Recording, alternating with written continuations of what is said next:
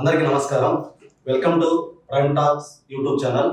సొసైటీకి సర్వీస్ చేస్తూ అభివృద్ధి పదంలో నడిపిస్తున్న వారి గురించి మన ఛానల్ ద్వారా మనము అందరికీ పరిచయం చేస్తున్నాం. అందులో భాగంగా ఈరోజు మనం ఒక గొప్ప వ్యక్తితో మాట్లాడబోతున్నాం. ఆయన వాళ్ళ ఊరిని చాలా అభివృద్ధి చేశాడు. ఆ విషయాలన్నీ తెలుసుకుందాం. ఆయనే ఎక్స్ జెడ్పీటీసీ ప్రోరెడ్డి ప్రభాకర్ రెడ్డి గారు. కడప జిల్లాలోని 51 మండలాలలోనే బత్తాయి నర్సరీ, బత్తాయి సాగులో ప్రథమ స్థానాన్ని హిట్ చేసిన గ్రామం హిమకుంట్ల గ్రామం. భూమి మీదకు ఊరకే వచ్చి పోవడానికి కాదు బాస్, ఊరికి ఇచ్చి పోవడానికి బాస్ అన్న సూక్తిని స్ఫూర్తిగా తీసుకున్న హిమకుంట్లలోని అన్నదాతలలో ఓ యువకుడు రాజకీయాలకు అతీతంగా తాను పుట్టిన గడ్డను పునీతం చేయాలనుకున్నాడు. ఒక్క రాష్ట్ర అభివృద్ధికి ఒక ముఖ్యమంత్రి ఎలాంటి ప్రణాళికలు చేస్తాడో తన గ్రామ అభివృద్ధికి అలాంటి ప్రణాళికలే రచించిన వ్యూహకర్త వారు. సహజంగా వారు రైతు కుటుంబానికి చెందినవారు కాబట్టి దాదాపు 2.5 దశాబ్దాల క్రితమే ఆ గ్రామంలోని బత్తాయి తోటలు ఎదుర్కొంటున్న నీటి సంక్షోభాన్ని అధిగమించుటకు ప్రభుత్వం అందించిన 28 లక్షల ఆర్థిక సహాయానికి తమ కుటుంబం ద్వారా 12 లక్షల స్వంత నిధులు సమకూర్చి ఊరి బాగు కోసం ఊట చెరువునే నిర్మించారు. శాశ్వత నీటి ఎద్దడి నివారణలో భాగంగా 50కి పైగా చెక్ డ్యాముల ఏర్పాటుకు కృషి చేసి కృషి వలులకు 100% భూగర్భ జలాలు పెరగడానికి దోహదపడిన అపర భగీరథులు వారు. తాను అంతగా చదవకపోయినప్పటికీ తమ గ్రామ విద్యార్థులు విద్యలో ఉన్న స్థితి నుండి ఉన్నత స్థితికి ఎదగాలనే ఆకాంక్ష కలిగి ఉండడమే కాక అత్యున్నత ప్రమాణాలతో తమ ప్రభుత్వ పాఠశాలను కార్పొరేట్ పాఠశాలకు ధీటుగా కళ్ల ముందు ఆవిష్కరింపచేసిన కార్యదీక్ష పరులు వారు. విమానాన్ని వీక్షించడం కాదు, అందులో మా విద్యార్థులు విహరించాలనే ఆలోచనతో ప్రతిభను సాధించు, ఫ్లైట్ ఎక్కు అన్న నినాదంతో గ్రామీణ విద్యార్థులతో సైతం గగనయానం చేయించిన స్వాప్నికులు వారు.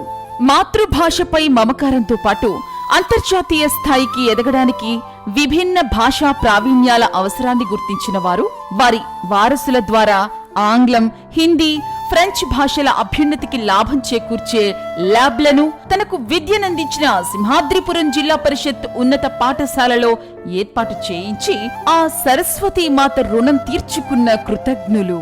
తమ గ్రామ సమీపాన ప్రమాదహితమైన ఇరుకు రోడ్లను ప్రమాదరహితమైన విశాలమైన రోడ్లుగా మార్పు చేయడంలో తమ సొంత నిధులతో రహదారులకు ఇరువైపులా ఉన్న పట్టా భూములను కొనుగోలు చేసి కనివిందు చేసే రహదారులను కళ్ల ముందు సాక్షాత్కరింపచేసి తన దశాబ్దాల కల నెరవేర్చుకున్న ఆయన సేవలకు గుర్తుగా అభిమానులు, శ్రేయోభిలాషులు అభిష్టం మేరకు ఆ రహదారిని పోరెడ్డి మార్గ్గా నామకరణం చేశారు. రోడ్ల విస్తరణలో భాగంగా రైతన్నల శ్రేయస్సే ధ్యేయంగా హిమకుంట్ల గ్రామం చుట్టూ 9 లింకు రోడ్లను పూర్తి స్థాయి తారు రోడ్లగా మలచడమే కాక గ్రామంలో చేపట్టిన అభివృద్ధి పనులన్నీ అందరినీ ఆకట్టుకునేలా గ్రామాన్ని ప్రగతిశీల బాట పట్టిస్తున్న పోరెడ్డి ప్రభాకర్ రెడ్డి. ఆయనే ఇవాళ మన ప్రైమ్ టాక్స్ ముఖ్య అతిథి. నమస్కారం సార్. సార్, మాకు మీ పేరు విషయంలో ఒక చిన్న కన్ఫ్యూజన్ ఉంది సార్. ఏంటంటే ప్రోరెడ్డి ప్రభాకర్ రెడ్డి గారు అంటారు, హిమకుంట్ల ప్రభాకర్ అంటారు, అలాగే హిమకుంట్ల శ్రీమంతుడు అంటారు. సో ఈ పేర్ల విషయంలో మీ వరకు మీకు ఏది కరెక్ట్ గా సెట్ అవుతుంది అనుకుంటున్నారు సార్? అదే లేదు, నాకు యాక్చువల్గా రాజకీయాల్లో నేను గుర్తింపు తెచ్చినప్పుడు ప్రతి ఒక్కరు 10 మంది పేర్లు ఉంటాయి ప్రభాకర్ రెడ్డి అని. అప్పుడు మా ఊరి పేరు హిమకుంట్ల ప్రభాకర్ రెడ్డి అంటే అందరూ తొలుత గుర్తించేవాళ్ళు. అందుకే అట్లా హిమకుంట్ల ప్రభాకర్ రెడ్డిగా చాలా గుర్తింపు. తర్వాత మా ఇంటి పేరు పోరెడ్డి ప్రభాకర్ రెడ్డి. కాబట్టి కాలక్రమేణా రాజకీయంగా కొంత ఎదిగే కొద్ది పేపర్స్లోనూ మెయిన్ స్ట్రీమ్లో పోరెడ్డి అని సర్నేమ్తోనే రాయబట్టి పోరెడ్డి ప్రభాకర్ రెడ్డి అంటూ ఉంటారు. ఇంకా హిమకుంట్ల శ్రీమంతుడు అనేది శ్రీమంతునేం కాదు. కాకపోతే ఏంటంటే ఈ అభివృద్ధి కాన్సెప్ట్ లో ముందుకు పోయేటప్పుడు ఒక మహేష్ బాబు తీసినటువంటి ఒక శ్రీమంతుడు అనే ఒక సినిమా నేను నడిచే బాటలో దగ్గరగా కాన్సెప్ట్ అదే అయినా అప్పట్లో ఒక ఈటీవీ వాళ్ళు ఒక డాక్యుమెంటరీ తీస్తూ హిమకుంట్ల శ్రీమంతుడు అని హిమకుంట్ల అభివృద్ధి గురించి నేను కూడా ఈ గ్రామాన్ని దత్తత తీసుకొని అభివృద్ధి చేస్తాను కాబట్టి ఆ సినిమాలో హీరో కూడా ఒక సొంత గ్రామాన్ని దత్తత తీసుకొని ఈ విధమైనటువంటి అభివృద్ధి కార్యక్రమాలు చేసినప్పుడు దానికే అట్లా హిమకుంట్ల శ్రీమంతుడు అని ఒక స్పెషల్ డాక్యుమెంటరీ ఈటీవీలోను ఈనాడు పేపర్లోనూ వచ్చింది. అప్పటి నుంచి చాలా మంది దాన్ని ఇమ్మకుంట్ల శ్రీమంతుడుగా చెప్తున్నాడు. నేనే అంత గొప్ప శ్రీమంతునే కాదు. సార్ ఇంకోటి యాక్చువల్గా రాయలసీమ అంటేనే ఇక్కడ బీడు భూములు, వాటర్ సోర్సెస్ లేక ఎక్కడ చూసినా కానీ మనకంతా ఒక డల్నెస్, ఒక డ్రాప్ అంటే కరువు ఏరియాలా కనిపిస్తూ ఉంటుంది.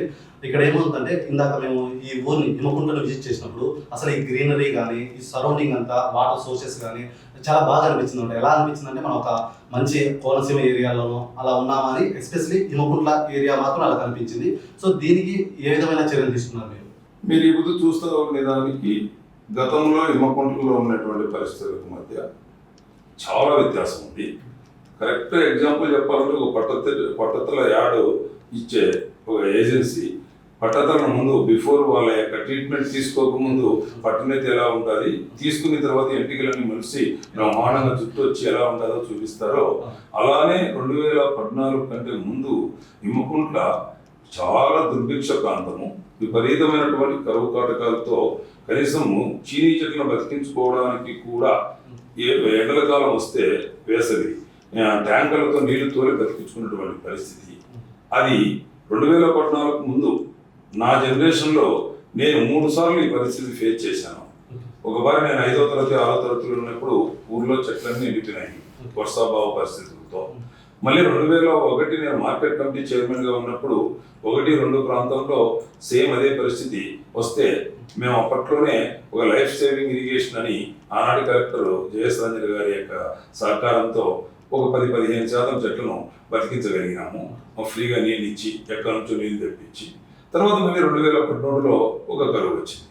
ఇలా అనేక కరువులతో ఈ చీనీ చెట్లను ఒక 5-6 సంవత్సరాలు పోషించిన తర్వాత ఆ చీనీ చెట్లు మళ్ళా చనిపోతే ఆ రైతు మళ్ళీ 10 ఏళ్ళు 20 ఏళ్ళు ఎరికిపోతాడు. అప్పుడు ఆ రోజు నాలో బలంగా ఇంకా హిమకుంట్లను ఎలాగైనా ఒక కరువు రహిత గ్రామంగా చేయాలని ఒక గొప్ప సంకల్పం ఆ రోజు తీసుకున్నాను. ఆ సంకల్పంలో భాగంగానే 2014లో నేను జెడ్పీటీసీగా ఎన్నికైనాక ఈ గ్రామాన్ని అడాప్ట్ చేసుకొని అనేకమైనటువంటి జల సంరక్షణ కార్యక్రమాలు చేశాం. మా గ్రామంలో దాదాపు ఒక 54 చెక్ డ్యాములు నిర్మించాం. 54 చెక్ డ్యామ్. Okay sir. ఆ చెక్ డ్యాములు నిర్మించి ఆ చెక్ డ్యాముల్లో మళ్ళీ ఇన్ఫిల్ట్రేషన్ పిట్స్ కూడా తీసి మొత్తం 30 అడుగులు 40 అడుగులు గుంతలతో భూగర్భ జలాలు పెంపొందేదానికి ఎంతగానో ఉపయోగించాం. తద్వారా కృష్ణా జిల్లాలో కూడా గండికోటకు వచ్చి గండికోట నుంచి పైడిపల్లె డ్యామ్ వచ్చి పైడిపల్లె నుంచి ఇప్పుడు హిమకుంట్ల చెరువు ద్వారా దాదాపుగా పీవీసీలో ఒక 40,000 ఎకరాలు వేంపల్లి వరకు నీళ్లు మా చెరువు ఒక బ్యాలెన్సింగ్ రిజర్వాయర్గా ఉపయోగపడతా ఉంది. ఈ నేపథ్యంలో మొత్తం గ్రామం అంతా సస్యశ్యామలమై సాగునీటి సమస్య అనేది లేకుండా పోయింది. తాగునీటి సమస్య అస్సలు లేదు.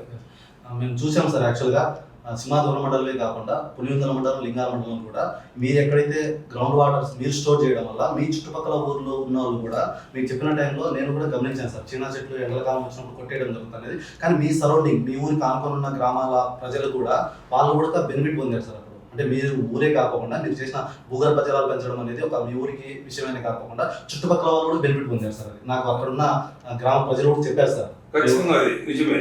కారణం ఏంటంటే అప్పుడు అనుకోకుండా ప్రభుత్వ పరంగా జరిగినటువంటి ఏంటి అంటే 2014-19లో ఒక నీరు చెట్టు అని ఒక ప్రోగ్రామ్ వచ్చింది. ఆ ప్రోగ్రాంలో ఆ ప్రోగ్రామ్ యొక్క ఇంటెన్షనే పరిగెత్తే నీటిని నడిచేలా చేయడం, నడిచే నీటిని ఇంకేలా చేయడమే ఆ నీరు చెట్టు కాన్సెప్ట్. అప్పుడు మేము జెడ్పీటీసీగా ఉన్నాను. నాకు జిల్లా కలెక్టర్ హెచ్ఓడీలతో అందరితో మంచి ఇది ఉన్నది, అటాచ్మెంట్ ఉన్నది. నా గ్రామమే కాకుండా చుట్టుపక్కల నా మండలాన్ని అంతా యూనిట్గా తీసుకొని కూడా అనేకమైనటువంటి యొక్క ఈ జల సంరక్షణ కార్యక్రమాలు చేపట్టాం. అప్పట్లో నేను ప్రభుత్వంలో మాతో కలిసి పనిచేసే నాయకులందరి యొక్క సహకారం ఉంది. జిల్లా స్థాయి నాయకుల అధికారుల సహకారం కూడా పూర్తిగా ఉండబట్టే ఈ గ్రామమే కాకుండా చుట్టుపక్కల గ్రామాల్లో కూడా సాధ్యమైనంత వరకు భూగర్భ జలాలు పెంపొందేదానికి నేను కృషి చేశాను. సార్ ఇందులో మీరు 54 చెక్ డ్యామ్లు నిర్మించారంటూ చెప్తున్నారు. సో మామూలుగా ఇందులో గవర్నమెంట్ పాత్ర ఎంత ఉంటుంది? అంటే డబ్బుల విషయం కానీ 54 చెక్ డ్యామ్లు అంటే చిన్న విషయం కాదు సార్. మనీ పరంగా కానీ ఒక ఊరికి ఒక మండలానికి అంత డబ్బులు అలాట్ చేయడము అంటే కొంచెం గవర్నమెంట్ కూడా ఇది ఉంటుంది సార్. ఇందులో గవర్నమెంట్ పాత్ర ఎంత ఉంటుంది? పర్సనల్గా మీరేమన్నా మీ సొంత డబ్బులు లేకపోతే మీరు ఎవరన్నా గ్యాదర్ చేసి అలా డబ్బులు ఏమన్నా అలాంటి కలెక్ట్ చేసి అలాంటి ప్రోగ్రెస్ ఏమైనా చేశారా సార్? జల సంరక్షణ కార్యక్రమాలకు సంబంధించి మేము 14-19లో మా సొంత నిధులు ఏం ఖర్చు చేయలేదు, కానీ అన్ని ప్రభుత్వ నిధులే ఖర్చు చేశాం ఆ ప్రోగ్రాం. కానీ ఇమ్మకుంట్ల ఊట చెరువు నిర్మాణానికి మాత్రం 2001లోనే మేము ఆనాటి మంత్రి స్వర్గీయ బిజివేముల వీరారెడ్డి గారు మైనర్ ఇరిగేషన్ మినిస్టర్గా ఉన్నారు. అప్పట్లో 40 లక్షల రూపాయలతో చెరువును పునర్నిర్మించే కార్యక్రమంలో 30% మా ఫ్యామిలీ కాంట్రిబ్యూషన్ 12 లక్షల రూపాయలు మేము, ప్రభుత్వం 28 లక్షలు ఇచ్చి ఒక ఇమ్మకుంటలో ఒక ఊట చెరువు నిర్మించాం. అప్పుడు దాంట్లో మా కాంట్రిబ్యూషన్ ఉంది. నిన్న 14-19 మధ్య జరిగిన జల సంరక్షణ కార్యక్రమాలలో అయితే మా కాంట్రిబ్యూషన్ లేదు, అంతా ప్రభుత్వ నిధులే. సో ఇప్పుడైతే మీరు చేసిన కార్యక్రమాల వల్ల ఈ ఇమ్మకుంట్ల గ్రామం కానీ చుట్టుపక్కల ఉన్న రైతులకు కానీ ఎటువంటి వాటర్ సమస్య అయితే ఏం లేదు సార్? ఎలాంటి సమస్య లేదు. దీనికి యాక్చువల్గా రాజకీయాలకు అతీతంగా ఈరోజు ఇవన్నీ ఉండడానికి కారణం, నేను రాజకీయాల కంటే పూర్తిగా సమాజానికి ఎక్కువగా ఇంపార్టెన్స్ ఇస్తాను. రాజకీయాలకు తక్కువగా ఎన్నికల టైం మాత్రమే రాజకీయాలు మాట్లాడాలనుకుంటాను. ఈ ప్రాంతం ఇలా ఉండడానికి చాలా మంది అందరూ కారణం. ఏంటంటే ఆ రోజు స్వర్గీయ నందమూరి తారక రామారావు గారు JNSS ని ఎస్టాబ్లిష్ చేయడం, తర్వాత దివంగత రాజశేఖర రెడ్డి గారు ఆ JNSS లో అంతర్భాగంగా గండికోట నిర్మించడం, బయడిపాలెం నిర్మించడం, ఆ తర్వాత కార్యక్రమంలో దాన్ని పనులన్నీ నత్తనడకనుంటే సతీష్ కుమార్ రెడ్డి గారు కూడా ఆ రోజుల్లో దాన్ని ఒక యజ్ఞంలో భావించి ఈ మొత్తం టోటల్ ఆ నీళ్ళన్నింటినీ బయడిపాలెం తీసుకొచ్చేదానికి గండికోట, అవుకు టర్నల్, ఈ కార్యక్రమాలకు అన్నిటికీ నిరంతరం పనిచేయడం, తర్వాత ఇప్పుడున్నటువంటి యొక్క ఇన్ఛార్జి మిత్రుడు బీటెక్ రవి గారి సహకారము, ఆ రోజుల్లో నీరు చెట్టు, ఇలా నేను ఏమంటానంటే రాజకీయాలలో ప్రతి ఒక్కరూ ఎవరెంతకు వారు ఈ స్థానిక ప్రజాప్రతినిధులు అందరూ కూడా మాకు మా గ్రామాభివృద్ధిలో అందరి పాత్ర ఉంది. దీంట్లో రాజకీయ కోణం అనేది లేదు. ఎప్పటికప్పుడు పరిస్థితుల అనుగుణంగా ఎవరితో కలిసి పనిచేస్తూ ఉంటే వాళ్ళతో కలిసి పనిచేస్తూ లక్ష్యం అయితే మాత్రం గ్రామాభివృద్ధి లక్ష్యంగా పనిచేశారు నేను వరకు నా వరకు. అంటే సార్ ఇప్పుడు మీరు రైతాంగ పరంగా వాటర్ తీసుకోవడానికి మీరు సక్సెస్ఫుల్ అయ్యారని చెప్పి మీరు నమ్ముతున్నారు. అదేవిధంగా హిమకుంట్లలో స్కూల్ సంబంధించి పిల్లల ఎడ్యుకేషన్ గురించి వీటి గురించి మీరు చేసిన కార్యక్రమాలు ఏమున్నాయి సార్? ఈ ప్రభుత్వ బడులను బలోపేతం చేయాలా అనేది నాకు ఎప్పటి నుంచో చిన్నప్పటి నుంచి నాకున్నటువంటి ప్రత్యక్షంగా నేను చూసినటువంటి ఒక బలమైనటువంటి కారణాలు ఉన్నాయి. దానికి కారణమే హిమకుంట్ల స్కూల్ను 2000 నుంచి 2025 వరకు ఇప్పుడు విపరీతంగా ఒక కామన్ మ్యాన్ కార్పొరేట్ స్కూల్ లాగా తయారు చేశాం. అన్ని కార్పొరేట్ ఫెసిలిటీస్ ఉంటాయి, బ్రహ్మాండమైనటువంటి క్వాలిటీ ఎడ్యుకేషన్ ఇస్తాము, కానీ ₹1 కూడా ఎవరితో ప్రభుత్వ పాఠశాల కాబట్టి వసూలు చేయము. ఇప్పటికీ సంవత్సరానికి మళ్ళీ మా కుటుంబం తరఫున 6-7 లక్షలు వాలంటీర్స్కు దానికి దీనికి ఖర్చు పెడుతూనే ఉంటాము. ప్రతి సంవత్సరం ఎక్కడా లేని విధంగా ఉచిత విజ్ఞాన విహారయాత్ర, ఒక విమాన ప్రయాణం కూడా ఉంటుంది. దీనికి నేను, నా మిత్రులు చాలా మంది, అనేక మంది స్పాన్సర్స్ ఉన్నారు. పరిస్థితి ఇవన్నిటికీ బలమైన కారణం ఏంటి అంటే ఎక్కువగా ప్రభుత్వ బడులలో చదువుకునే వాళ్ళంతా కూడా BPL ఫ్యామిలీస్, సన్న చిన్నకారు రైతులు మాత్రమే చదువుకుంటున్నారు. ఆ సన్న చిన్నకారు రైతులు గతంలో వాళ్ళకు ఉన్నటువంటి యొక్క పరిస్థితుల్లో వాళ్ళు చదువుకోక ఈరోజు వాళ్ళు ఎంతో ఇబ్బంది పడుతూ వాళ్ళు పెద్దగా గొప్పగా కుటుంబం ఎదగలేదు, మా పిల్లలను బాగా చదివించుకుంటే మా పిల్లలకు భవిష్యత్తు ఉంటుంది అని బలంగా నమ్ముతున్నారు. ఆ నమ్మడంలో వాళ్ళు స్తోమతకు మించి కాన్సెప్ట్ స్కూళ్ళల్లో అప్పులు చేసి చదివిస్తూ ఉన్నారు. అది ఎంత ప్రమాదకరం అనేది వాళ్ళకు అర్థం కావడం లేదు. అది ఎంత ప్రమాదకరము అనే విషయాన్ని నేను దగ్గరగా గమనించిన తర్వాతనే నేను ప్రభుత్వ బడులను బలోపేతం చేస్తున్నా. ఎందుకు అంటే 2 పిల్లలు ఉన్నటువంటి పేరెంట్స్ కాన్సెప్ట్ స్కూల్లో సంవత్సరానికి 70,000-80,000 ఖర్చు పెట్టి చదివించాలి. ఈ 70,000-80,000 ఈ 10 క్లాసులు అయిపోయే లోపల 7-8 లక్షలు ప్రిన్సిపలే అవుతుంది. దాని ఇంట్రెస్ట్ అన్ని క్యాలిక్యులేట్ చేస్తే 14 లక్షలు అవుతుంది. మొత్తం వడ్డీ మొదలు అన్ని, అదంతా కూడా అతనికి శక్తి స్తోమత ఉండి ఖర్చు పెట్టి ఎవరికి అభ్యంతరం లేదు. అతనికి స్తోమత లేకుండా ఏ రైతు దగ్గరనో లేదంటే ఎక్కడో ఒక వడ్డీ వ్యాపారస్తుల దగ్గరనో డబ్బు తీసుకుని వెచ్చిస్తారు. అతను 10వ తరగతిలో ఏదైనా ముందుకు పోలేక చదువు అబ్బక వెనక్కి వస్తే అతను ఈ అప్పు తీర్చలేక ఆ తండ్రి కొడుకులు ఇద్దరు జీవితకాలం అంతా కూడా చాలా మంచి క్వాలిటీ లైఫ్ లీడ్ చేయలేక అప్పులు తీర్చుకోవడానికి వాళ్ళ జీవితం అంతా సరిపోయే పరిస్థితి ఉంది. పూర్తిగా మళ్ళా ఒక తరం వెనకబడిపోయే ప్రమాదం ఉంది. అదే అలా కాకుండా మనము ప్రభుత్వ బడులను కనుక బలోపేతం చేయగలిగితే, మంచి నాణ్యమైన విద్య కనుక వాళ్ళకి అందించగలిగితే, 10వ తరగతి వరకు ఉచిత విద్యతో వాళ్ళు ₹1 అప్పు చేసుకోకుండా సన్నకారు, చిన్నకారు రైతులు, వ్యవసాయ కూలీలు, ఇతర కులవృత్తులు చేసుకునే వాళ్ళందరూ బ్రహ్మాండంగా చదువుకుంటే 10వ తరగతి తర్వాత వాళ్ళు బ్రహ్మాండంగా చదివి ఉండి తెలివితేటలు ఉండి ముందుకు పోతే ఆ కుటుంబం ఎక్కడికో వెళ్ళిపోతుంది. ఒకవేళ చదువు అవ్వకుండా ఆ పిల్లవాడు ఎన్నికి వచ్చినా కూడా అతను కులవృత్తుల్లో సెటిల్ అవుతాడు, లేదంటే చిన్న చిన్న పనులు చేసుకుంటూ ఏ విధమైనటువంటి అతనికి ఆర్థికమైనటువంటి భారం లేని జీవితాన్ని గడుపుతాడు. అందుకే నేను ప్రభుత్వ బడుల బలోపేతానికి చాలా ఎక్కువ ప్రాధాన్యత ఇస్తాను. సో మీరు ఏమంటున్నారు సార్ అంటే అప్పు చేసి చదివించద్దు, దానివల్ల మీరు ఇబ్బందులు పడద్దు అనే కాన్సెప్ట్తో ఇవన్నీ చేస్తున్నాను అనుకోవచ్చు సార్. కావచ్చు, దానికి చిన్న అమైన్మెంట్ కూడా ఉంది. అప్పు చేసి చదివించద్దు అంటే ఉన్నత చదువులు చదివేటప్పుడు అయితే నువ్వు అప్పు చేసినా పర్వాలేదు, కానీ ఒకవైపు నీకు క్వాలిటీ విద్య అందుబాటులో ఉంటే కూడా నువ్వు కార్పొరేట్ ముసుగులో మోజులో వాళ్ళు చేస్తున్న ప్రచారానికి ఇక్కడ నీకు ఆప్షన్ లేకపోతే ఖచ్చితంగా నువ్వు అప్పు చేయాల్సిందే. యాక్చువల్గా ఈ అప్పు అనే దాని మీద ఒక చిన్న ఇది కూడా ఉంది. అభివృద్ధి చెందుతున్న దేశం కానీ, అభివృద్ధి చెందుతున్న కుటుంబం కానీ ఖచ్చితంగా అప్పు చేయకుండా గొప్ప ఫలితాలు సాధించలేరు. కానీ ఆ అప్పును ఎలా చేయాలి, చేసిన అప్పును ఎలా వినియోగించాలి అనేది కూడా ఇంపార్టెంట్. అప్పు ఎప్పుడైనా కానీ రాష్ట్ర ప్రభుత్వాలు కానీ, కేంద్ర ప్రభుత్వాలు కానీ, లేదంటే కుటుంబం కానీ అప్పు చేసినప్పుడు దాన్ని ఉత్పాదక రంగాల మీద మాత్రమే ఇన్వెస్ట్ చేయాలి. ఆ ఉత్పాదక రంగాల మీద ఇన్వెస్ట్ చేస్తే ఖచ్చితంగా అది ఆ వ్యవస్థ పతనమవుతుంది. ఇక్కడ కూడా నేను ఏమంటున్నానంటే, ఇంటర్మీడియట్ దారిన తర్వాత హైయర్ ఎడ్యుకేషన్కి పోయినప్పుడు ఆ పిల్లోడు క్వాలిటీ ఎడ్యుకేషన్ కోసం నువ్వు కాస్తో కూస్తో అప్పు చేసినా ఆ పిల్లోడు అప్పటికి కొంత సక్సెస్ రేట్ సాధించుంటాడు, భవిష్యత్తులో సక్సెస్ అయ్యి నీ కుటుంబాన్ని ఆదుకుంటాడు. ఇక్కడ 10వ తరగతి వరకు బ్రహ్మాండమైనటువంటి క్వాలిఫైడ్ టీచర్లతో ప్రభుత్వ బడులు అందుబాటులో ఉంటే, కేరళ నుంచి వచ్చి 10వ తరగతి ఇంటర్మీడియట్ చదివి అరకొర చదువులతో విద్యాబోధన చేస్తున్నటువంటి కాన్సెప్ట్ స్కూల్ లేకపోవడం అనేది ఒక రకమైనటువంటి అర్థరహితము అనేది నా భావన. ఇక్కడ అది ఇంపార్టెంట్. ఓకే సార్, మీరు ఏదైతే ప్రభుత్వ బడులు ఉన్నాయో, ప్రభుత్వ బడుల్లో కార్పొరేట్ స్కూల్ లెవెల్లో ఏదైతే విద్య అందుతుందో అలాంటి విద్య అందించడానికి మొత్తం ఏవైతే సదుపాయాలన్నీ కల్పించారు, ఈ రిజల్ట్ ఇవనేవి ఇక్కడ ఉన్న జనాలు కానీ వాళ్ళు దాన్ని అనుభవించగలిగారా? ఆ రిజల్ట్ ఏ విధంగా ఉంది సార్? అసలు దాని గురించి ఇంకా ఆలోచిస్తే ఈరోజు మీరు ఎవరినన్నా అడిగితే ఈరోజు ఇమ్మకుంట్ల జిల్లా పరిషత్ అనేది ఒక బ్రాండ్. ఈరోజు మేము ఏ ఎక్కువ లక్ష్యంతో అయితే జిల్లా పరిషత్ ఉన్నత పాఠశాలను కార్పొరేట్ వసతులతో కామన్ మ్యాన్ స్కూల్గా చేశామో, ఈరోజు మా స్కూల్ స్ట్రెంత్ ఈరోజు 312 మంది. ఒక రిమోట్ ప్రాంతంలో ఉన్నటువంటి ఇమ్మకుంట్ల జిల్లా పరిషత్తుకు 312 మంది స్ట్రెంత్ ఉండడమే కాకుండా మాకు 21 ఫీడర్ విలేజెస్ ఉన్నాయి. అంటే 21 గ్రామాలు.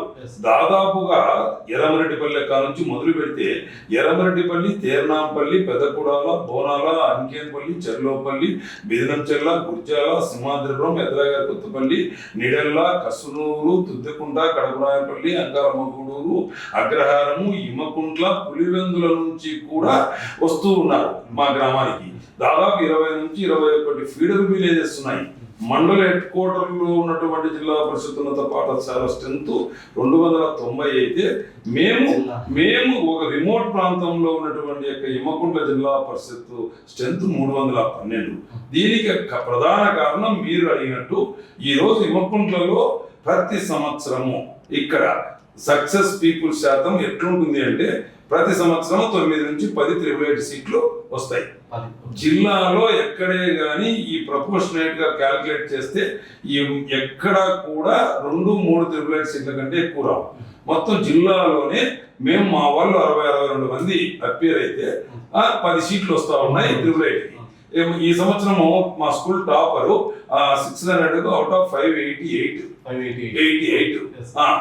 ఈ విధమైనటువంటి రిజల్ట్ ఉంది, అత్యున్నతమైనటువంటి ఫలితాలు ఉన్నాయి. కాబట్టి ఈరోజు ఈ ఇమ్మకుంట్ల జిల్లా పరిషత్కు ఇంతమంది విద్యార్థులు విద్యాభ్యాసం కోసం వస్తూ ఉన్నారు. కాబట్టి మనం ఒక లక్ష్యంతో పనిచేస్తే ఖచ్చితంగా ఫలితాలు అనేది సహజం. అందుకే మేము ఏం చేసాం, ఇప్పుడు మొన్నటి వరకు ఇమ్మకుంట్ల జిల్లా పరిషత్తును అభివృద్ధి చేశాం. వాస్తవంగా చెప్పాలంటే నేను ఇమ్మకుంట్ల జిల్లా పరిషత్ పూర్వ విద్యార్థిని కాదు. సో మీరు ఇమ్మకుంట్ల జెడ్పీహెచ్ఎస్ స్కూల్లో చదవలేదు? నేను ఇమ్మకుంట్ల జిల్లా పరిషత్ ఉన్నత పాఠశాలలో చదవలేదు. అప్పటికి నేను చదువుకునే రోజుల్లో మా ఊర్లో హై స్కూల్ లేదు, కానీ మా ఊర్లో అప్పర్ ప్రైమరీ స్కూల్ ఉండేది. అంటే 7 వరకు ఉండేది. అయినా కూడా మా నాన్నగారు నన్ను 6-7 తరగతుల నుంచి సింహాద్రిపురం జిల్లా పరిషత్ ఉన్నత పాఠశాలలో చదివించారు. కాబట్టి నేను ఇక్కడ ఓల్డ్ స్టూడెంట్ కాకపోయినా ఇది మా స్వగ్రామం అనే ఉద్దేశంతో అభివృద్ధి చేశాను. ఇటీవల అక్కడ సింహాద్రిపురంలో ఒక పూర్వ విద్యార్థులందరినీ కలుపుకొని పోయి ఇమ్మకుంట్లకు ధీటుగా అత్యున్నతమైనటువంటి ఒక జిల్లా పరిషత్ ఉన్నత పాఠశాలను కూడా గత అకాడమిక్ ఇయర్ లో కట్టాను. ఏదైతే చదివారో ఆ స్కూల్కి చేశాం పోయిన సంవత్సరం. అది కూడా నన్ను అడిగితే ఇమ్మకుంట్ల కంటే మిన్నగా క్యాంపస్ ఉంటాయి. మేము కూడా విన్నాం సార్. యాక్చువల్గా ఈ చుట్టుపక్కల ఎవరైతే విలేజెస్ ఉన్నాయో మీ విలేజెస్ అన్ని పులివిందుల్లో ప్రైవేట్ స్కూల్కి వెళ్తా ఉంటారు సార్. కానీ పులివిందుల నుంచి ఇమ్మకుంట్ల స్కూల్కి వెళ్తున్నారని చుట్టుపక్కల జనాలు మాట్లాడుకోవడం కూడా విన్నాం సార్ మేము. 100%. ఇప్పుడు ఇక్కడ గమనించాల్సింది ఏంటంటే గతం ఎక్కడైనా కానీ ఇప్పుడు జరుగుతూ ఉన్నది ఏంటంటే జిల్లా పరిషత్ ఉన్నత పాఠశాలలో కడు పేదరికంలో ఉన్న పిల్లలు మాత్రమే చదువుతుంటారు. ఇక్కడ మా స్కూల్లో మీరు చెప్తే ఆశ్చర్యపోతారు. సింహాద్రిపురంలో లైబ్రరీయన్ గా చేస్తున్నటువంటి పుట్టూరు గ్రామానికి చెందిన ప్రకాష్ రెడ్డి ఈ వాళ్ళ కూతురును వచ్చేసి మా స్కూల్లో చదివిస్తున్నాడు. అంటే ఇక్కడ ఏంటి, వాళ్ళ ఆర్థిక స్తోమత కాదు కారణం. వాళ్ళు ఇక్కడ ఒక నాణ్యమైనటువంటి విద్య లభిస్తాదనే ఉద్దేశంతో ఒక మంచి క్రమశిక్షణ. ఇంకోటి ఇక్కడ ఈ సందర్భంగా చెప్పాల్సింది ఏంటంటే మేము విద్యకి ఎంత ప్రాధాన్యత ఇస్తామో క్రమశిక్షణకు అంత 200 ప్రాధాన్యత ఇస్తాము. ఇమ్మకుంట్ల జిల్లా పరిషత్ విద్యార్థులు బయటికి పోయిన తర్వాత ఒక అత్యున్నతమైనటువంటి ఉన్నత స్థాయిలో స్థిరపడేదానికంటే ఒక మంచి పౌరుడుగా స్థిరపడాలని కోరుకుంటాం మేము. అందుకే అంత డిసిప్లిన్ ఉంటాయి. కాబట్టి చాలా మంది ఈ రోజు ఆర్థికంగా బాగా ఉన్న కుటుంబాల పిల్లలు కూడా ఇక్కడ నాణ్యమైన క్రమశిక్షణతో కూడినటువంటి విద్య దొరుకుతుందని చెప్పి మా గ్రామానికి వస్తాం సార్. నా పర్సనల్ ఎక్స్పీరియన్స్ కూడా సార్. యాక్చువల్గా నా పెద్ద కూడాలు సార్. మా పెద్ద కూడాల్లో ఒక ఫ్యామిలీ, రమణారెడ్డి అనే ఫ్యామిలీ, అతనికి 3 పిల్లలు సార్. వాళ్ళ 3 కూడా మీ ఇమ్మకుంట్ల స్కూల్లోనే చదివారు సార్. అందులో 2 అమ్మాయిలు 1 అబ్బాయి సార్. ఆ 3కి కూడా ట్రిపుల్ 8లో సీట్లు వచ్చాయి సార్. ఇప్పుడు లాస్ట్ ఇయర్లో కూడా ఆ అబ్బాయి 10th సార్, అతనికి కూడా వచ్చాయి సార్. నాకు కూడా చాలా హ్యాపీగా ఉంది సార్. ఎందుకంటే ఒకే ఫ్యామిలీలో 3 ఉంటే ఆ 3 మీ స్కూల్లో చదివారు సార్. ఆ 3కి కూడా ట్రిపుల్ 8 వచ్చింది సార్. ఇప్పుడు మీరు ఇక్కడ గమనించాల్సింది చాలా ఇంపార్టెంట్ వాల్యుబుల్ ప్రశ్న. దీన్ని అందరూ కూడా గమనించాలి. పెదకూడలలో జిల్లా పరిషత్ ఉన్నత పాఠశాల ఉంది. ఒక జిల్లా పరిషత్ ఉన్నత పాఠశాల ఉన్నా కూడా పెదకూడలో మా గ్రామానికి 20 కిలోమీటర్లు, దాదాపు 18 నుంచి సబ్జెక్టు కరెక్షన్ 20 కిలోమీటర్లు ఉంటాయి. అంత గ్రామం నుంచి మా గ్రామానికి వచ్చి చదువుకొని వాళ్ళు ఆడపిల్లలు మొదట వాళ్ళ అక్క ట్రిపుల్ 8 సాధించింది. తర్వాత ఇమ్మకుంట్లో ఉన్నటువంటి యొక్క ఈ విద్యా విధానం గురించి పేరెంట్స్ ఒప్పించి వాళ్ళ చెల్లెలు ఎక్కడే చదువుకుంది. ఆ పాప ట్రిపుల్ 8 సీట్ సాధించింది. లాస్ట్ అకాడమిక్ ఇయర్ లో సాజిత్ ఏదో నా పేరు, పిల్లల పేరు, ఆ అబ్బాయి సాత్విక్ ఈజ్ ఎక్స్ట్రాఆర్డినరీ స్టూడెంట్. ఆ అబ్బాయి కూడా ట్రిపుల్ 8 సాధించాడు. ఒక కుటుంబం నుంచి 3. అది ఇంతకంటే సక్సెస్ స్టోరీ ఇమ్మకుంట్ల జిల్లా పరిషత్ ఇంకా ఏది అవసరం లే. అది కూడా ఇది మాకు నిజమైన ఫీడర్ విలేజ్ నుంచి కాదు. మా నిజమైన ఫీడర్ విలేజెస్ బీచర్లోపల్లి, అంకేనపల్లి. కానీ ఆల్రెడీ మాకు వచ్చే ఫీడర్ విలేజెస్ లో 7 సార్లు జిల్లా పరిషత్ ఉన్నత పాఠశాలలు ఉన్నాయి. పెదకొడాల నుంచి స్టూడెంట్స్ వస్తున్నారు, అక్కడ హై స్కూల్ ఉంది. బోనాల నుంచి వస్తున్నారు, అక్కడ హై స్కూల్ ఉంది. గుర్జాల నుంచి వస్తున్నారు, అక్కడ హై స్కూల్ ఉంది. అంగాళమూరు నుంచి వస్తున్నారు, అక్కడ హై స్కూల్ ఉంది. బలవనూరు నుంచి వస్తున్నారు, అక్కడ హై స్కూల్ ఉంది. సింహాద్రిపురం నుంచి వస్తున్నారు, అక్కడ జిల్లా పరిషత్ స్కూల్ ఉంది. కాన్సెప్ట్ స్కూల్స్ ఉన్నాయి, ప్రైవేట్ స్కూల్స్ ఉన్నాయి. ఇన్ని సార్లు వాళ్ళకు చదువుకోవడానికి అవకాశాలు ఉన్నా కూడా ఇక్కడ కంటే గొప్ప ఉన్నతమైనటువంటి క్రమశిక్షణతో కూడిన విద్య ఇమ్మకుంట్లలో లభిస్తుందని వాళ్ళు చూస్ చేసుకోవడమే మా స్కూల్ యొక్క గొప్పతనం, మాకున్నటువంటి క్రెడిబిలిటీ. మేము ఇంకోటి కూడా విన్నాం సార్. ఈ పల్లెల నుంచి ఒక బస్సు కూడా వేపించారని చెప్పి విన్నాం సార్. పిల్లలు ఇబ్బంది పడుతున్నారని చెప్పేసి కొన్ని విలేజెస్ ఏవైతే ఉన్నాయో వాటి నుంచి బస్సు సపరేట్గా వేయించారని విన్నాం సార్. అది అసలు యాక్చువల్ గా గవర్నమెంట్ విధానం కూడా ఈరోజు జిల్లా పరిషత్ ఉన్నత పాఠశాలలో చదివే పిల్లలకు ఫ్రీ బస్ పాస్లు ఇచ్చే అవకాశం ఉంది. కాకపోతే ఏమైతుందంటే మాకు కొంత ప్రత్యేకమైన పరిస్థితి వస్తే ఇన్ఫ్లుయెన్స్ చేసి డిఎం కన్విన్స్ చేయాల్సి వచ్చింది. ఎందుకంటే ఒక ఊరికి 2-3 పల్లెలు ఉన్నాయి, ఆ పల్లెల నుంచి కనెక్టివిటీ బస్సు ఇస్తారు ఆర్టీసీ వాళ్ళు. కానీ మాకు ఎక్కడో దుద్దెకుంట, కడప నాగాయపల్లె, రిమోట్ ఏరియాల నుంచి వస్తున్నారు. వాళ్ళను కనెక్ట్ చేయడము, మ్యాపింగ్ చేయడము ఆ ఆర్టీసీ వాళ్ళకు కూడా కష్టమయ్యి ఒక రెగ్యులర్ బస్ ఏమో మీ పెదగూడల నుంచి, మీ సొంత ఊరు పెదగూడలు అంటున్నారు, అసలు పెదగూడల నుంచి పిల్లలు తీసుకుని పెదగూడల, బోనాల, అంకేనపల్లి, చెర్లోపల్లి మీద వస్తారు, సింహాద్రిపురం వరకు వెళ్తుంది, మళ్ళీ సింహాపురం పిల్లలు వస్తారు. ఈ మ్యాపింగ్ లో ప్రాబ్లం ఎక్కడ వస్తూ ఉంది మాకు అంటే కడప నాగపల్లి, దుద్దెకుంట, కస్నూరు పిల్లలు ఎక్కువ వస్తున్నారు. వాళ్ళకు ఇబ్బందిగా ఉంటే నేను డిఎం గారితో కన్విన్స్ చేసి ఒక ఆర్టీసీ ఉచిత బస్సు ఇప్పుడు కడప నాగపల్లి నుంచి దుద్దెకుంట, కస్నూరు మీదుగా కూడా ఇమ్మకుంటకి వేయించాం. ఇంకోటి కూడా సార్ మేము గమనించాం సార్, ఒకటి యాక్చువల్గా ఏమైందంటే పిల్లలు బస్ ఎక్కేటప్పుడు ఈ స్కూల్ టీచర్ ఎవరైతే ఉన్నాడో ఆయన వచ్చి మరి వాళ్ళు బస్ ఎక్కారా లేదా చూసి వాళ్ళు బస్ ఎక్కిన తర్వాత వెళ్ళారనమాట. సో ఆ టీచర్స్కి డిసిప్లిన్ పరంగా కూడా మీ నుంచి ఎలాంటి గైడెన్స్ ఉంది, ఏ విధంగా ఉంది సార్ అది? అంటే ఇది యాక్చువల్గా వచ్చేసి ఈరోజు ఇమ్మకుంట జిల్లా పరిషత్ ఉన్నత పాఠశాల ఈ విధంగా ప్రగతి పథంలో ఉందన్న, ఎంతో మంది విద్యార్థులకు మంచి భవిష్యత్తు ఇస్తా ఉందన్న ప్రేమలో ప్రభాకర్ రెడ్డి కనిపిస్తున్నాడు.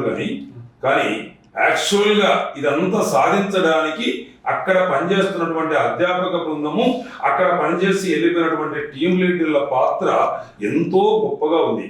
ఎవరు ఇమ్మకుంట జిల్లా పరిషత్కి వచ్చిన టీం లీడర్ హెడ్ మాస్టర్ గా, ఒక హెడ్ మాస్టర్ పోయేటప్పుడు నేను టెన్షన్ పడుతూ ఉంటాను, అంతకంటే ఇంకా బెటర్ హెడ్ మాస్టర్ వస్తాడు. ఇట్లా నేను అనేది గతంలో పనిచేసిన ప్రతి ఒక్కరూ కూడా, ఇప్పుడు ఇంతకుముందు రామకృష్ణయ్య గారు పనిచేశారు, ఇప్పుడు పెద్దగూడలో మీ ఊర్లో పనిచేస్తున్నాడు హెచ్ఎంగా, రవిచంద్రారెడ్డి గారు పనిచేసిపోయారు. రవిచంద్రారెడ్డి గారు పోయేటప్పుడు ఎవరు వస్తారు అనుకున్నాము, ఇప్పుడు కృష్ణవేణి మేడం వచ్చింది. అంతకుముందు కృష్ణారెడ్డి, మహేష్ రెడ్డి, శివరామరెడ్డి, ఇట్లా అనేక మంది, నారాయణ సార్ హెచ్ఎంగా పనిచేశారు. ఎవరు పోయినా ఇక్కడ ఏ విధమైనటువంటి అందరూ గమనించాల్సింది ఏంటంటే ఏ గ్రామ నాయకుడైనా, ఏ ప్రజాప్రతినిధి మౌలిక వసతుల పరంగా వాళ్లకు మనం అన్ని కల్పించగలం. కానీ అకాడమిక్ సైడ్ ఖచ్చితంగా ఫ్యాకల్టీ యొక్క పూర్తి సహకారం ఉంటేనే ఉత్తమ ఫలితాలు సాధించగలము. మా అదృష్టమో లేక మా గ్రామం చేసుకున్నటువంటి పుణ్యమో, ఈ పిల్లల పుణ్యమో, మా స్కూల్కి వచ్చే ఏ అధ్యాపకుడైనా ఎంతో కమిట్మెంట్తో వస్తాడు. వాళ్ళ అందరి కఠోర కృషితోనే మా స్కూల్ ఇట్లా డెవలప్ అవుతుంది. మీరు బస్ ఎక్కించేటప్పుడు గురించి మాత్రమే చెప్తున్నారు. అసలు యాక్చువల్గా మా సిస్టమ్ ఏంటి అంటే 10th క్లాస్ కంటే 3 నెలల ముందు నైట్ స్టడీ ఉంటుంది, ఈవినింగ్ స్టడీ అంటాం. సాయంత్రం 4 గంటలు పిల్లలకి ఇంటికి పంపించాలి. కానీ ఇంటికి పంపిస్తే పిల్లలను అక్కడ 10th క్లాస్ పిల్లలకు, ఆడపిల్లలకైతే ఇంటికి పోతానే ఏదో ఒకటి ఇంట్లో పని, కసు ఉడ్సమనో లేదంటే ఇంకోటో చిన్న చిత్తగా బోకులు దోమని పని చెప్తారు. వీళ్ళందరూ కూడా దిగువ మధ్య తరగతి కుటుంబాల వాళ్ళు, చిన్న సన్నకారు వ్యవసాయ కూలి పిల్లలు కాబట్టి ఇంట్లో ప్రత్యేకంగా చదువుకున్నటువంటి యొక్క ఆ ఫెసిలిటీ కూడా ఉండదని మేము 4 గంటల నుంచి 4:30 వరకు రెస్ట్ టైం ఇచ్చి, రోజు ఒక రకమైన స్నాక్స్ ఇచ్చి, 4:30 నుంచి 7:30 వరకు 3 గంటల వరకు స్కూల్లోనే ఒక టీచర్ వాళ్ళకి స్టడీ కండక్ట్ చేసి, 7 తర్వాత ఇన్ని పల్లెల పిల్లలందరూ ఇళ్ళకి చేరినారా లేదా అని ఆడపిల్లలను బస్ ఎక్కించిన వరకే సరిపెట్టకుండా ఇంటికి చేరిన తర్వాత కూడా మళ్ళీ రీకన్ఫర్మేషన్ చేసుకునే ఆ యొక్క టీచర్ ఇంటికి పోతాడు. అది మా యొక్క టీచర్ల యొక్క కమిట్మెంట్. ఓకే సార్, మీరు స్టడీస్ గురించి చెప్పారంతా. మరి ఈ ఇమ్మకుంట్ల జెడ్పీహెచ్ఎస్ స్కూల్లో ఉన్న పిల్లలకి ఈ గ్రౌండ్ కానీ వాళ్ళ ఫిజికల్ ఫిట్నెస్ కానీ ఎలాంటి చర్యలు తీసుకుంటున్నారు సార్ అక్కడ? అసలు తొలినాళ్ళలో ఇమ్మకుంట్ల జిల్లా పరిషత్కు పెద్ద ఆట స్థలం ఉండేది కాదు, అసలు లేదు. అంటే చాలా తక్కువ. ఇప్పుడు మీరు చూసారు స్కూల్లో ఆ ప్రేయర్ ముందర ఉన్నటువంటి యొక్క ఆ ప్లేస్ మాత్రమే ఉండేది. అదే ఓన్లీ ఇప్పుడు ఏదైతే స్కూల్ ఉందో దాని ముందు ఉన్నది అంత మాత్రం ఉండేది. అయినా కూడా అప్పట్లోనే కుమారి అని ఒక పీఈటీ గారు ఆ పిల్లలతో వాలీబాల్ అక్కడ మాత్రమే ఆడించి, మా పిల్లలు వరుసగా 2-3 సంవత్సరాలు డిస్ట్రిక్ట్ విన్నర్స్ వాలీబాల్లో. అంత చిన్న క్రీడా ప్రాంగణంలోనే.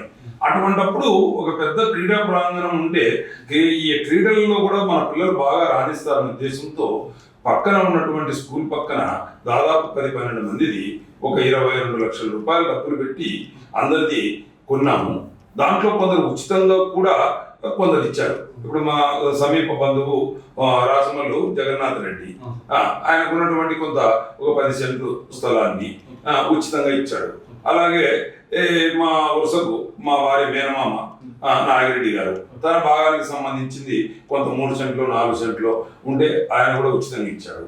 కొంతమంది మేము మా ఫ్యామిలీతో కాంట్రిబ్యూట్ చేసి మొత్తం స్కూల్కు 2 ఎకరాల 15 సెంట్లను మొత్తము డొనేట్ చేశాం అందరం. దీంట్లో మా మిత్రులు ఇంకా ఇతరత్ర కొంత ఆర్థిక సహాయం కూడా ఉంది.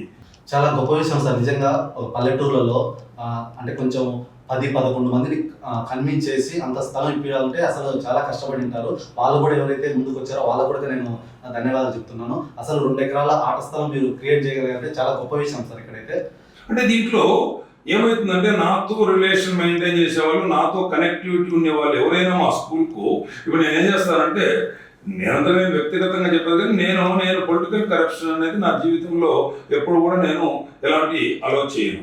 నేను ఏం చేసినా ఎవరైనా రాజకీయంగా నాతో కొంత మేరకు లబ్ధి పొందిన వాళ్ళు కానీ, నాతో కొంతవరకు బాగా కనెక్టివిటీ ఉండేవాళ్ళు కానీ, నా రాజకీయ గురువులు కానీ చాలా మంది ఈ స్కూల్లో కాంట్రిబ్యూట్ చేశారు. అంతేందుకు ఇప్పుడు మాజీ మంత్రి సదికురాల ఆదినారాయణ రెడ్డి గారు ప్రజెంట్ ఎమ్మెల్యే జమలమడుగు, ఆయన స్కూల్ కార్పస్ ఫండ్కు గాను ఒక 5 లక్షల రూపాయలు డబ్బులు ఇచ్చాడు. అలాగే హెచ్ఈఎస్ గ్రూప్ మా ఊర్లో వర్క్ చేస్తా ఉండేది, కృష్ణరాజు గారు అని చెప్పేసి ఆయన 5 లక్షలు తొలినాళ్ళలో కార్పస్ ఫండ్కు డొనేట్ చేశారు. అలాగే నాకు అనునిత్యము క్లోజ్ ఫ్రెండ్స్ అయినటువంటి జల్లా జగదీశ్వర్ రెడ్డి అని కానీ, రంగారెడ్డి పాయసంపల్లి, అలాగే దేవిరెడ్డి సంజీవ్ రెడ్డి, నా నుంచి బద్వేల్ కాంట్రాక్టర్ శేఖర్ రెడ్డి, ఇలా నాతో పరిచయం ఉన్నటువంటి అనేక మంది గతంలో ఇక్కడ పనిచేస్తున్న టీచర్స్, మా మేనమామ కూతురు ఓ బాబా హేమావతిని, ఇట్లా విశ్వనాథ్ రెడ్డిని ఇందాక నీకు పరిచయం. ఇలా నేనేమంటానంటే ఈ స్కూల్ ఇలా అభివృద్ధి చెందడంలో నా స్నేహితులు, నా శ్రేయోభిలాసుల పాత్ర, ఇంకా గుప్తదానాలు చేసిన వాళ్ళు కూడా ఉన్నారు. వాస్తవం చెప్తున్నాను. కొంతమంది అధికారులు ఉంటారు, వాళ్ళు దానాన్ని బాహాటంగా చెప్పలేరు. అటువంటి గుప్తదానం చేసినటువంటి యొక్క అధికారులు కూడా ఉన్నారు దీంట్లో. సార్ మేము గమనించాం సార్, యాక్చువల్గా క్రీడా ప్రాంగణానికి మీరు ఒక ఐఏఎస్ పేరు పెట్టారు సార్ ఇక్కడ. సో దాని గురించి మీరు చెప్పండి సార్. దానికి పెద్ద ఇది ఉంది. కారణం ఏంటంటే హరికిరణ్ క్రీడా ప్రాంగణం అని పెట్టాం. నేను 22 లక్షలు పెట్టి మొత్తం అందరితో కొని 2 ఎకరాల క్రీడా ప్రాంగణాన్ని ఏర్పాటు చేసుకున్న తర్వాత నేను జెడ్పీటీసీ మెంబర్గా ఉన్నాను. నేను ఒకసారి జెడ్పీలో రైడ్ చేశాను. ఈ యొక్క స్కూల్కు కాంపౌండ్ వాల్ కట్టడానికి చాలా ఇబ్బందిగా ఉంది. నేను ఒక 7-8 రకాల హెడ్లలో నుంచి డబ్బులు ఖర్చు పెట్టి ఒక 10 ఏళ్ళు కష్టపడితే తప్ప నా స్కూల్కు కాంపౌండ్ వాల్ కట్టలేకపోయినాను సార్. ఇప్పుడు మనం జాతీయ ఉపాధి హామీ పథకం ఉంది కదా, దానిలో కాంపౌండ్ వాల్స్ ఇవ్వగలిగితే కనుక చాలా ఉపయోగకరంగా ఉంటుంది సార్ అని చెప్పి, నా గ్రౌండ్ ఇట్లా 2 ఎకరాలు ఉంది, నాకు కాంపౌండ్ వాల్ కావాలి అని అడిగినప్పుడు మన రూల్స్ పర్మిట్ అవుతాయా అని చెప్పి కలెక్టర్ గారు అడిగారు. సార్ అప్పుడు అదృష్టం కొద్దీ పంచాయతీరాజ్ మినిస్టర్ లోకేష్ గారు ఉన్నారు. ఒకసారి మీరు బాస్ కూడా చెప్పండి మినిస్టర్ గారికి, మనం కాంపౌండ్ వాల్స్ నరేగాలో మీట్ అవుతాము అని చెప్పారు.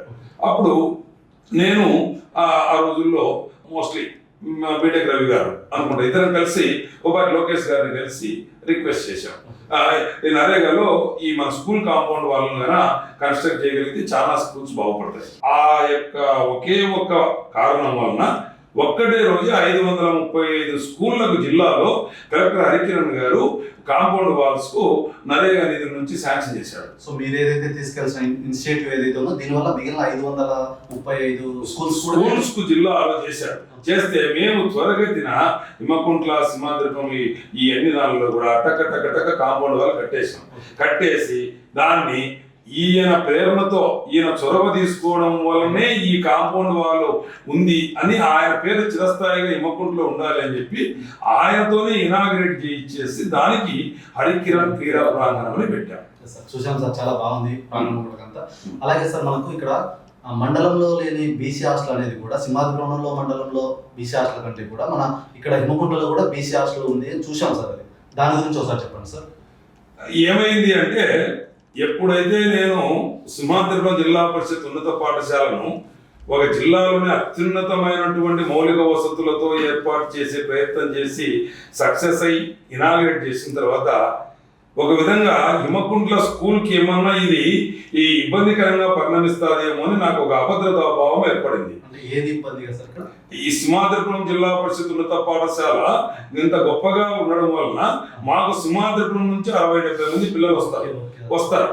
ఇంత గొప్పగా ఇక్కడ ఉన్నత పాఠశాల ఉన్నప్పుడు హిమకుంట్లకు ఇన్ని వ్యయ ప్రయాసాలు కూర్చి ఎందుకు వస్తారు, మా స్ట్రెంత్ ఏమన్నా పడిపోతుందేమో అని చెప్పి అక్కడ హాస్టల్ ఏర్పాటు చేస్తే హిమకుంట్ల సస్టైన్ అవుతుందని హిమకుంట్లలో బీసీ హాస్టల్కు ప్రయత్నం చేశాం. దానికి ప్రధాన కారణం ఇప్పుడున్నటువంటి ఆ హాస్టల్ వార్డన్ సహకారము. మొన్నటి వరకు పనిచేసిపోయి ఇప్పుడు నలపరెడ్డిపల్లిలో ప్రధాన ఉపాధ్యాయులుగా పనిచేస్తున్న రవిచంద్రారెడ్డి గారు ఉన్నారు. వాళ్ళిద్దరూ పట్టుబట్టి జిల్లా అధికారులతో మాట్లాడి ఈ హాస్టల్ను తెచ్చే ప్రయత్నం చేశారు. అప్పుడు దీనికి జిల్లా అధికారులందరూ కూడా మేము ఇప్పుడు హాస్టల్కు కొత్తగా నిధులు ఇవ్వలేము, మీరు గన అక్కడ ఉన్నటువంటి ఈ ప్రపోర్షనేట్ గా 10 మంది పిల్లలు ఉంటే ఒక లెట్రిన్ ఒక బాత్రూమ్ ఉండాలి, ఈ ఫెసిలిటీస్ అన్ని మీరు కల్పించగలిగితే మీ సొంత నిధులతో, ప్రభుత్వం దగ్గర నిధులు లేవు, ఇవన్నీ అయిపోయిన తర్వాత మేము ఇన్స్పెక్షన్ చేసి మీకు అవన్నీ సంపూర్ణంగా ఉన్నాయంటే హాస్టల్ మంజూరు చేస్తామని నాకు జిల్లాధికారులు కమిట్మెంట్ ఇచ్చారు. దాని మేరకు మేము ఒక 6 లక్షలు పెట్టి స్థలం కొని ఒక 3-4 లక్షల రూపాయలు ఖర్చు పెట్టి టాయిలెట్స్ అవన్నీ కట్టి, అలాగే కీర్తిశేషులు మా బావ చౌవా వెంకట సుబ్బారెడ్డి గారి జ్ఞాపకార్థం వారి పిల్లలు సుధీర్ రెడ్డి, సుధా అని చెప్పి ఆ అమ్మాయి ఒక ఎడ్యుకేషనల్ ఇన్స్టిట్యూషన్ కూడా నడిపిస్తా ఉంది పలమనేరులో పరిస్థితిలో. వాళ్ళు కొంత ఆర్థిక సహాయం చేసి 1,10,000 రూపాయలు ఒక కిచెన్ సెట్ కూడా డొనేట్ చేశారు. ఇట్లా అనేక మంది దాతృత్వం. దాంట్లోనే మా స్కూల్లో పనిచేసే ఇప్పుడు బాల వెంకటరెడ్డి అని ఆయన కొన్ని టాయిలెట్స్ కు డొనేట్ చేశారు.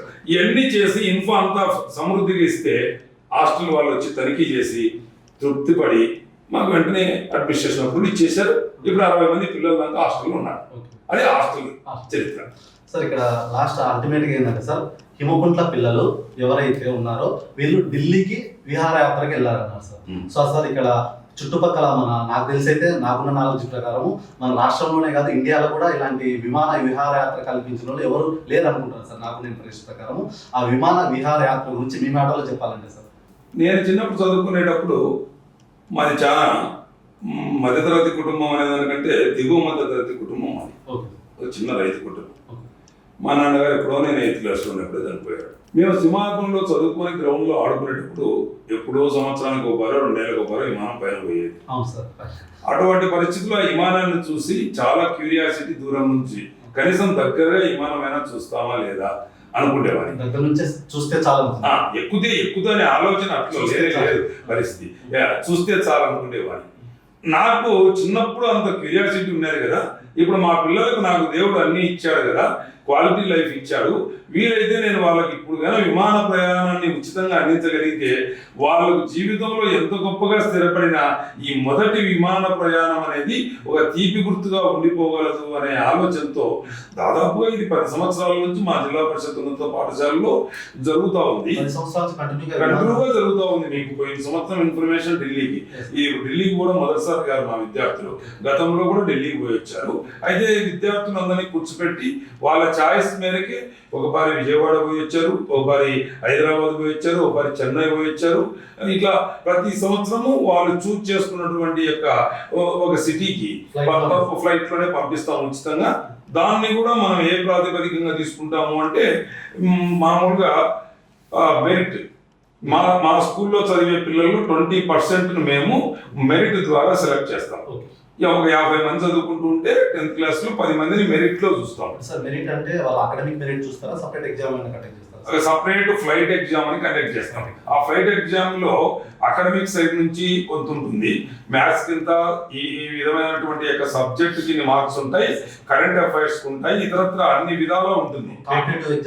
ఒక కాంపిటేటివ్ ఎగ్జామ్ లాగా అన్ని ఆల్ రౌండ్ ప్రతిభ కలిగిన దాని విధంగా ఎగ్జామ్ ఉంటుంది. ఆ ఎగ్జామ్ లో ప్రతిభావంతులనే కాకుండా కేవలం చదువుల వలన మాత్రమే అవకాశాలు రావు, ఇతరత్ర క్రమశిక్షణ, ఉత్తమ విధానాల వలన, మంచి నడవడిక వలన కూడా అవకాశాలు వస్తాయనే దానికి ఈ 10 మంది ఎవరైతే సెలెక్ట్ అవుతారో మిగిలిన వాళ్ళల్లో టీచర్స్ కి ఛాయిస్ ఇచ్చి సీక్రెట్ గా ఓటింగ్ పెట్టి సత్ప్రవర్తన కలిగినటువంటి ఒక పిల్లవానికి కూడా ఉచిత ప్రయాణ అవకాశం ఇస్తాము.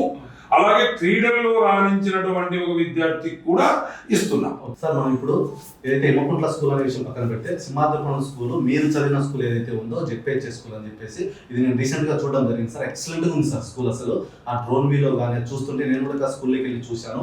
అందులో నాకు బాగా నచ్చినది మీరు ఇంగ్లీష్ ల్యాబ్ అనేది ఎస్టాబ్లిష్ చేయడం సార్. అసలు నాకు చాలా వండర్ఫుల్ అనిపించింది. అసలు ఇంగ్లీష్ ల్యాబ్ అక్కడ ఎస్టాబ్లిష్ చేయాలని ఎవరికి ఆలోచన వచ్చింది, దాన్ని ఎవరు ఏ విధంగా ముందుకు తీసుకెళ్లారు సార్ మీరు?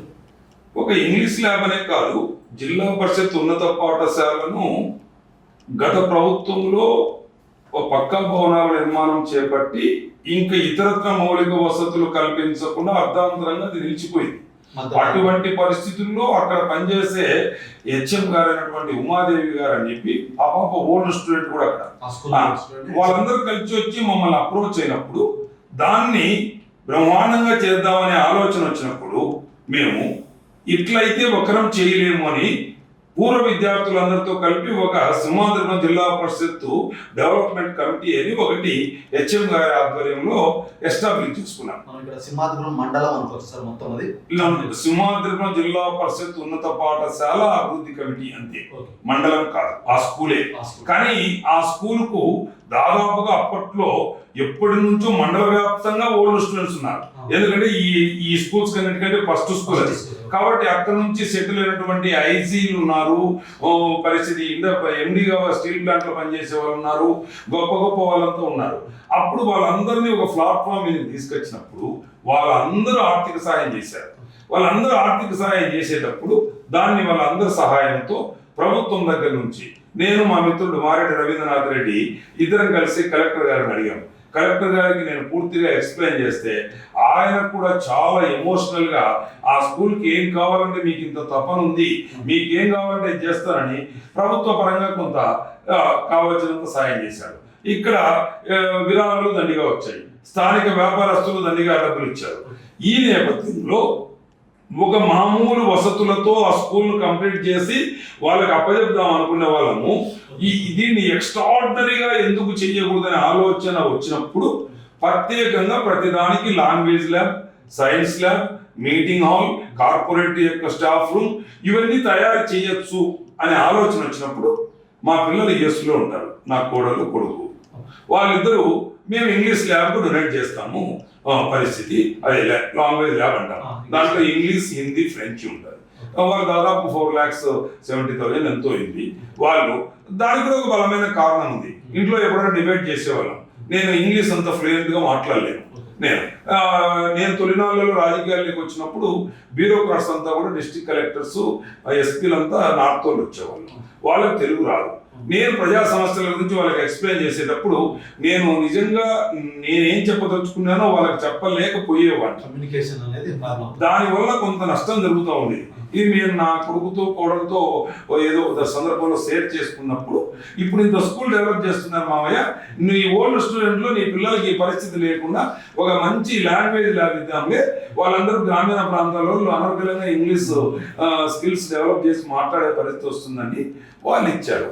ఇంకా చాలా మంది దాంట్లో మారెడ్డి రవీంద్రనాథ్ రెడ్డి గారి ఫ్యామిలీ కూడా చాలా కాంట్రిబ్యూట్ చేసింది. వాళ్ళ అబ్బాయి చేశాడు, వాళ్ళ మిస్సెస్ చేసింది, వాళ్ళ బ్రదర్ యుఎస్లో ఉంటాడు, ఆయన చేశాడు. ఇట్లా ఒకరిద్దరి పేర్లు చెప్తే కొందరికి చాలా మందికి ఇబ్బందికరంగా అందరినీ చెప్పలేం. కానీ ఎంతో మంది యొక్క పూర్వ విద్యార్థులు, వ్యాపారస్తుల దాతృత్వంతో అంత గొప్ప కాన్సెప్ట్ స్కూల్ కార్పొరేట్ స్థాయిలో జిల్లా పరిషత్కి ఏర్పడింది. నేను ఒక స్కూల్ విజిట్ చేశాను సార్. నిజంగా ఎక్సలెంట్గా ఉంది సార్. ఎందుకంటే కార్పొరేట్ స్కూల్స్ అవన్నీ చూశాం, కానీ మన చుట్టుపక్కల నేను చూసిన స్కూల్లో అది ఎస్పెషల్లీ గవర్నమెంట్ జెడ్పీహెచ్ఎస్ స్కూల్ అంటే అసలు ఆ ల్యాబ్ కానీ అక్కడ హెడ్ మాస్టర్ క్యాబిన్ చూశాను సార్. అసలు ఏదో ఒక సాఫ్ట్వేర్ కంపెనీ క్యాబిన్ లాగా ఉందన్నమాట. అలాగే నేను సైన్స్ ల్యాబ్ కూడా చూశాను, చాలా బాగుంది సార్. ఏదో ఒక ఎంబీబీఎస్ మెడికల్ చదివే వాళ్ళకి ఏవైతే ఉన్నాయో ఆ విధంగా ఉంది సార్ అక్కడ. ఇప్పుడు ఇక్కడ మీరు గమనించాల్సింది ఏంటంటే ఈ ఛానల్ ద్వారా మీరు కూడా పబ్లిక్ సమాజానికి మెసేజ్ పంపించాల్సింది ఏంటంటే సింహాద్రిపురం జిల్లా పరిషత్ ఉన్నత పాఠశాల అలా ఉండడానికి కారణం ఈరోజు గౌరవ ముఖ్యమంత్రి గారు చంద్రబాబు నాయుడు గారు P4 సిస్టంతో 20% బంగారు కుటుంబాల దగ్గర నుంచి దారిద్ర్యకు దిగువన ఉన్నటువంటి 60% కుటుంబాలను పైకి తీసుకొచ్చి సమాజంలో అంతా ఒక స్థాయిలోకి తీసుకురావాలనే దాంతో ఒక P4 మోడల్ ఎస్టాబ్లిష్ చేశారు. ఆ P4 మోడల్ అంటే పబ్లిక్ ప్రైవేట్ పీపుల్స్ పార్టిసిపెన్స్. ఈ అంటే ప్రభుత్వము, ప్రైవేట్ రంగము, ప్రజలు భాగస్వామ్యంతో అయితే ఏదైనా చేయగలము అని అట్లా P4 మోడల్లో చేసినటువంటి యొక్క గొప్ప ప్రయోగమే సింహాద్రిపురం జిల్లా పరిషత్ ఉన్నత పాఠశాల. దానికి ఎందుకు చెప్తున్నాను అంటే యాక్చువల్గా ప్రభుత్వ పరంగా దాంట్లో నుంచి DMF నుంచి కలెక్టర్ గారు డబ్బులు ఇచ్చారు, నరేగా నుంచి ప్రభుత్వ తరఫు నుంచి డబ్బులు ఇచ్చారు. అలాగే ప్రైవేట్ CSR కాలం నుంచి బల్లారులో ఈ స్కూల్ ఓల్డ్ స్టూడెంట్ గా పనిచేసిపోయినటువంటి ఒక అతను ఉన్నాడు. ఆయన హనుమంత్ రెడ్డి గారు అనుకుంటే, నాకు తెలిసి దామోదర్ రెడ్డి గారు బల్లారు MD ఉన్నారు, ఆయన డబ్బులు ఇచ్చాడు. మోదన్ రిటైర్డ్ IG డబ్బులు ఇచ్చాడు. అంతేందుకు మా జిల్లా పార్టీ అధ్యక్షుడు శ్రీనివాస్ రెడ్డి గారు, రాష్ట్ర polit bureau member Srinivas Reddy గారు తన కంపెనీ RK ఇన్ఫా నుంచి CSR కాలం కింద డబ్బులు ఇచ్చాడు. ఇలా అంటే ప్రభుత్వ, ప్రైవేటు, ప్రజల ముగ్గురి భాగస్వామ్యంతో నిర్మించబడిన గొప్ప కార్పొరేట్ కామన్ మ్యాన్ స్కూల్ అది. సో P4 అనే విధానానికి మనకి ఈ సింహాద్రిపురంలో ఉన్న స్కూల్ నిదర్శనం అని చెప్పచ్చు సార్. 100% కలెక్టర్ గారు నోటి నేను చెప్పడం కాదు ఇది. మేము ఆ రోజుల్లో మాకు P4 అంటే తెలియదు. అది ఇది విచిత్రమైన విషయం. మేము డయాస్ మీద ఉంటే కలెక్టర్ చెప్పాడు, గవర్నమెంట్ వచ్చే మార్చి ఉగాది రోజున P4 మోడల్తో ఒక జీవో వస్తా ఉంది, మీరు ఇప్పటికే దీన్ని P4 మోడల్లో ఈ స్కూల్ కట్టారు, మిమ్మల్ని అభినందిస్తాను అని చెప్పి కలెక్టర్ గారు ఆన్ ద రికార్డ్ మైక్ లో చెప్పారు. ఇది P4 మోడల్ అని. ఎస్ సార్, నాకు కూడా P4 అంటే తెలియదు, మీరు చెప్పినప్పుడు నాకు అర్థమైంది సార్ క్లారిటీగా. ఎస్ సార్, అందుకే సార్ మీరు ఇక్కడ ఈ స్కూల్ ఇంత ఇన్ఫ్రాస్ట్రక్చర్ ప్రొవైడ్ చేశారు కాబట్టి హిమకుంటలో ఉన్న స్కూల్ కి స్ట్రెంత్ తగ్గిపోతుందేమో అని చెప్పి హిమకుంటలో BC హాస్టల్ పెట్టడం జరిగింది సార్. 100%. ఇప్పుడు BC హాస్టల్ కూడా వెరీ సక్సెస్ఫుల్, మీరు చూసుంటారు. 60 మంది పైన పిల్లలు ఉన్నారు. ఇప్పుడు ఇంకోటి మా స్కూలు ఇక్కడ చుట్టుపక్కల పల్లెలకు మాత్రమే మంచి అవకాశాలు ఇచ్చేది. ఇప్పుడు ఈ హాస్టల్ వల్ల అనంతపురం జిల్లాలో ఉండే పల్లెల్లో ఉండే పిల్లలు కూడా చాలా మంది పేద పిల్లలంతా వచ్చి హాస్టల్లో ఇక్కడే ఉండి చదువుకుంటున్నారు.